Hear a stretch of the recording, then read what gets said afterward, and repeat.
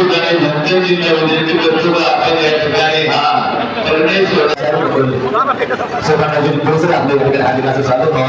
त्यांचं या ठिकाणी डॉक्टर बाबासाहेब आंबेडकर लेख आणि वाचन पुस्तक देऊन साधना करतील. प्राचार्य पुरस्कार विनंती आहे का आपण या ठिकाणी सरकारचा स्वीकार करायचा आहे. सम्राट प्रचारक सुदर्शन चकाले समोर बसायचं गाण्यावरती. प्रकटनामा आले का आपण समोर या. आहे पुष्पांच्या दृष्टीमध्ये ते धम्मपीठावर प्रवेश करत आहेत.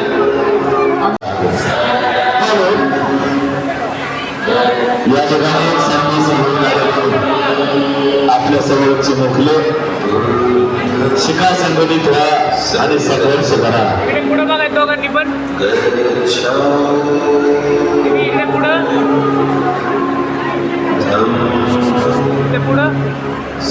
बाबासाहेब आंबेडकर महाराज महात्मा फुले राजश्री छत्रपती शाहू महाराज अण्णा खाली काढा.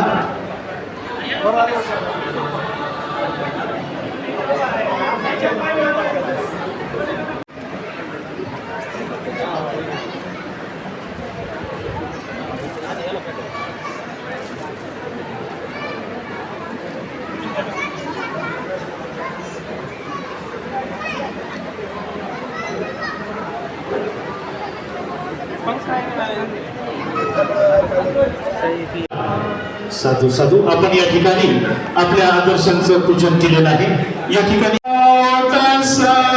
भगवतो अरहतो सम्मा संबुद्धास्स नमो तस्स भगवतो अरहतो सम्मा संबुद्धास्स नमो तस्स भगवतो अरहतो सम्मा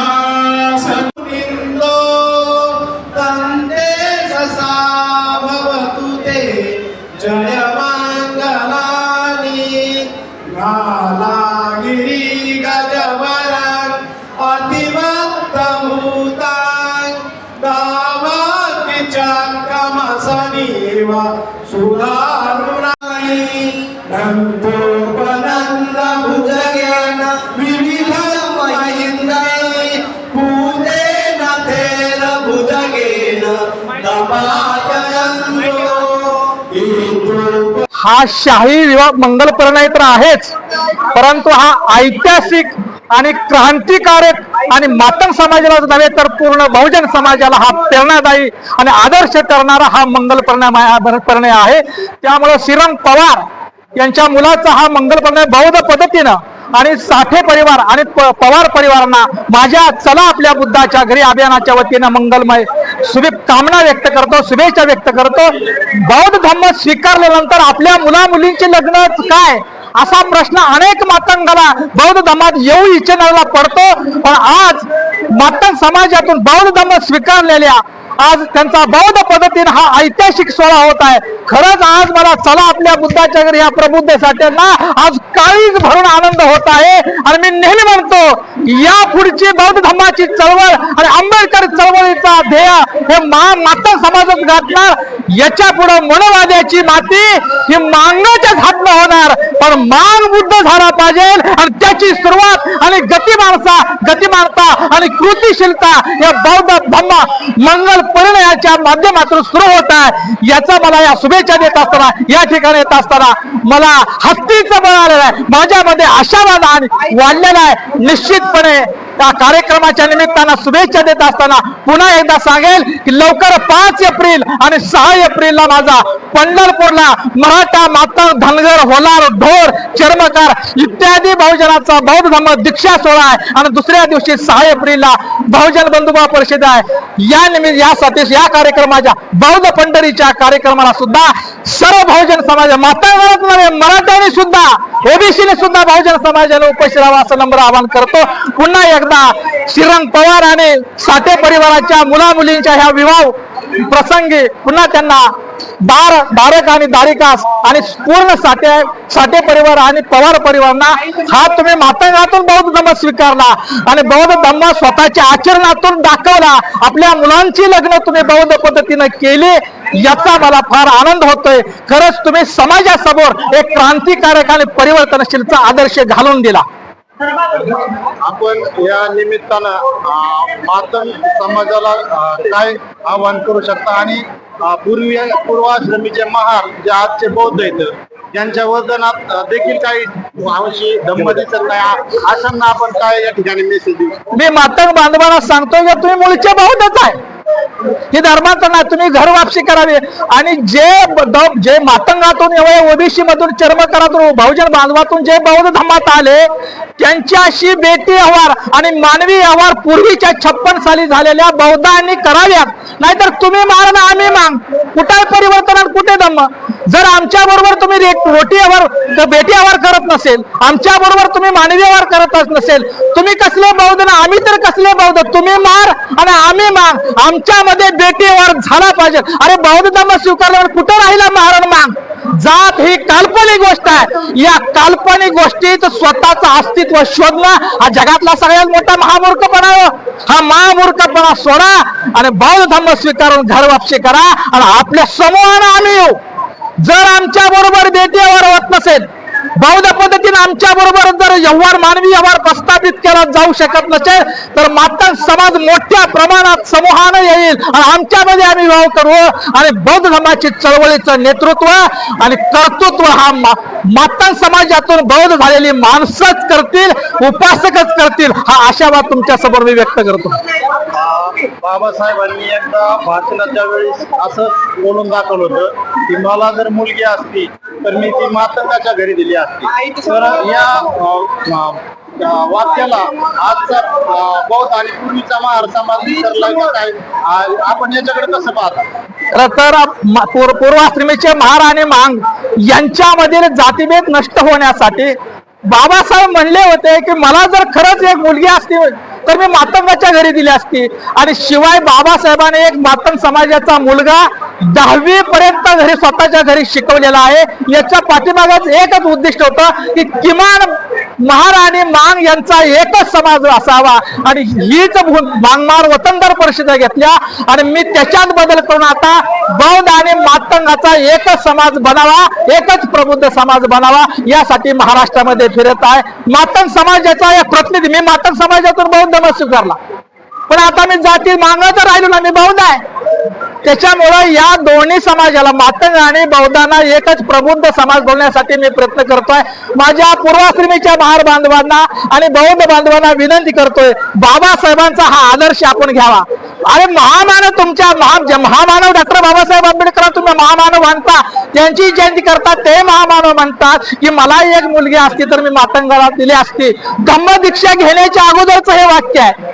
आणि मग तुम्ही बौद्ध नका मागा, हिंदू मागायची करू नका ना पोरगी, आणि आम्हाला बी हिंदू महाराजच्या घरी पोरगी द्यायची नाही. काय मातंगातून जे बौद्ध झाले ते सुद्धा आता हिंदू महाराजच्या घरी पोरगी देणार नाही आणि हिंदू महाराजची बी पोरगी करणार नाही. आणि तुम्ही सुद्धा हिंदू मागायची पोरगी करू नका ना, हिंदू मागायच्या घरी मुलगी देऊ नका. पण जे मातंगातून बौद्ध झाले त्यांच्या बरोबर बेटी व्यवहार करा ना आणि बाबासाहेबांचा आदर्श प्रत्यक्ष पाळा.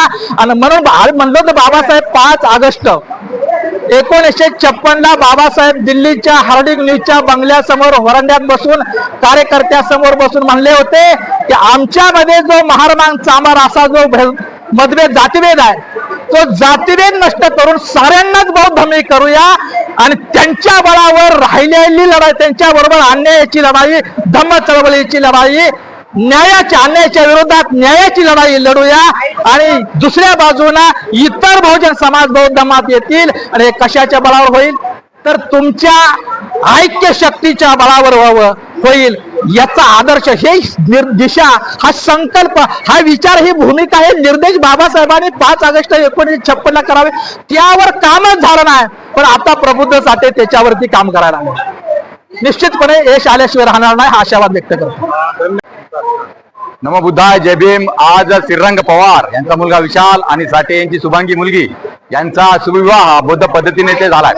मित्रांनो, सत्यशोधक महासंघाच्या वतीनं धर्मांतरे जियादादा कांबळे यांच्या माध्यमातून हा जो सत्यशोधक महासंघाचा जो कारवा पुढे निघाला होता, चलो बुद्ध की ओर, मातंग बांधव बुद्ध की ओर, ओबीसी बांधव बुद्ध की ओर, यामुळे आज मला हनुमंतराव उपरे काका, काल कथित हनुमंतराव उपरे काका आणि जियादादा कांबळे यांची आठवण येत आहे. त्यांनी उभा केलेला हा कारवा, त्यांनी उभा केलेला चलो बुद्ध की ओरचा हा जो मार्ग आहे, आज हा आचरणातून येत आहे. आज आमच्या धर्मांतरित मुलं मुली हा बौद्ध पद्धतीने त्यांच्याशी उभा होत आहे. आणि ते भारतीय बौद्ध महासभेच्या आमचे जे भिक्खू संघाचे महासचिव आहेत बौद्ध सुमेध बोधी भिक्खू यांच्या हस्ते झालाय आणि मामा सर्वांच्या इथं धर्मांतरित सर्वांच्याच हस्ते झालाय. मी पूर्वाश्रमीचा भंगी आहे. भंगी या शब्दाच्या अर्थ घाण काम करणार नव्हे. भंगी या शब्दाचा अर्थ असा होतो, ज्यांनी या व्यवस्थेच्या कर्मकांडाला, या ब्राह्मणी व्यवस्थेच्या कर्मकांडाला, यज्ञ यागाला भंग केलेला आहे, अशा लोकांना या ब्राह्मणी व्यवस्थेच्या लोकांनी भंगी संबोधलेला आहे. म्हणून आम्ही सुद्धा भंगी म्हणतो. मी अमरसिंग ढाका भंगी आजचा बौद्ध आहे. मी 2016 उपरे काकांचं जे अभियान होतं ओबीसी बांधव बुद्ध धम्माच्या अटीवर, ते अभियान आम्ही पूर्ण केलंय. आणि आम्ही आज भारतीय बौद्ध महासभेत, भारतीय बौद्ध महासभा ही सभा भारतीयांची एकमात्र धार्मिक संस्था आहे. कारण बाबासाहेब आंबेडकरांनी ही संस्था तयार केलेली आहे आणि त्या संस्थेच्या माध्यमातून बाबासाहेबांनी या भारतीय लोकांना बुद्धाचा धम्म दिला आहे. बुद्धाचा धम्म हा मानव कल्याण केंद्रित आहे. ज्याला आपलं स्वतःचं कल्याण करून घ्यायचं असेल त्याने या बुद्धाच्या धम्माकडे यावे. बाकीचं मी काय बोलत नाही. आपलं कल्याण करून घ्या, म्हणजे आपलं वैचारिक कल्याण. बघा, प्रगती म्हणजे वैचारिक प्रगतीशिवाय प्रगती नाही. पैसा किती आला तरी तिला प्रगती म्हणता येत नाही, पण जोपर्यंत वैचारिक प्रगती येत नाही तोपर्यंत मानवतावादी विचार, विज्ञानवादी विचार फक्त बुद्ध धम्मात आहे. तुम्हा सर्वांचं मंगल या माध्यमातून होणार आहे. म्हणून बुद्धा चलो बुद्ध की ओर, बाबासाहेबांनी दिलेल्या या मार्गात चला. भारतीय बौद्ध महासभेच्या वतीनं मी आपल्या सर्वांचा आभार मानतो आणि थांबतो. नमो बुद्धाय, जय भीम. तर आज या ठिकाणी आष्टी तालुक्यातील एक शाही आणि आदर्श विवाह या ठिकाणी संपन्न झालेला आहे. आणि आपण वर्षित आहात आणि आपण स्वतः प्राध्यापक आहात. आणि काय नेमकी हा शाही विवाह कसा संपन्न झालाय, त्याच्या मागची प्रेरणा काय आहे? खरं तर हा शाही विवाह म्हणण्यापेक्षा एक माझ्या मते एक आदर्श असा विवाह मंगल परिणय आहे. कारण शाही हा शब्द आपल्यासाठी लागू पडत नाही. शाही हा म्हणजे राजेशाही किंवा धनधानग्यांचा तो शब्द आहे. हा शब्द आपल्यासाठी याच्यासाठी लागू पडतो. आपण शून्यातून वर आलेलो आहोत आणि बाबासाहेबांमुळं आपल्या मुंगीत आपण हत्ती बनलेलो आहोत. बाबासाहेबांचे विचार घेऊन आपण पुढे चाललेलो आहोत. आणि माझ्या मनात अशी कल्पना होती की एक आदर्श असा मंगल परिणय या आष्टी तालुक्यामध्ये घडावा. त्या दृष्टिकोनातून मी 1 महिनाभर याची रंगीत तालीम करत होतो. खरं तर हे नियोजन फार अवघड होतं. कारण अगदी समुद्रा एवढा विचार घागरीमध्ये बसवायचा हे माझ्या दृष्टिकोनातून फार कठीण होतं. तरी पण मी तसा प्रयत्न केला आणि आज आपल्या सर्वांच्या साक्षीनं आणि आम्ही सर्वांनी मिळून एकत्र काम करून हा आदर्श असा मंगल परिणय या ठिकाणी संपन्न झालेला आहे. खरं तर मी माझे मेवणे आणि झालेले व्याही यांचाही मनापासून आभार मानतो. कारण ह्या मंगल परिणयासाठी त्यांनी स्वतःहून पुढाकार घेतला. कारण बौद्ध पद्धतीने मंगल परिणय करण्यास सहसा कोणी पुढे येत नाही, परंतु त्यांनी एक निर्धार केला आणि आपण ही बौद्ध विचाराने प्रभावित झालो पाहिजेत, बौद्ध विचार बरोबर घेऊन चाललो पाहिजेत असा त्यांनी मनात विचार केला. आणि मी सांगितलेला विचार त्यांना पटला आणि त्यांनी या मंगल परिणयाला होकार दिला. आणि मला वाटतं हा एक या परिसरामध्ये आष्टी परिसर किंवा संपूर्ण महाराष्ट्रभर हा मंगल परिणयाचा सोहळा सोशल मीडियाच्या माध्यमातून आपल्या पत्रकारां बंधूच्या सहकार्याने संपूर्ण महाराष्ट्रभर हा मंगल परिणय गेल्या 15 दिवसापासून चर्चेत आहे. फेसबुक असेल, व्हॉट्सअप असेल, इंस्टाग्राम असेल, सगळीकडे या मंगल परिणयाची चर्चा चालू होती. मला रोज 15 ते 20 फोन अनोळखी लोकांचे येऊ लागले ते हा म्हणजे मंगल परिणय असणार कसा. आणि त्याचं फलित निश्चितच आपण सर्वांनी पाहिलेलं आहे.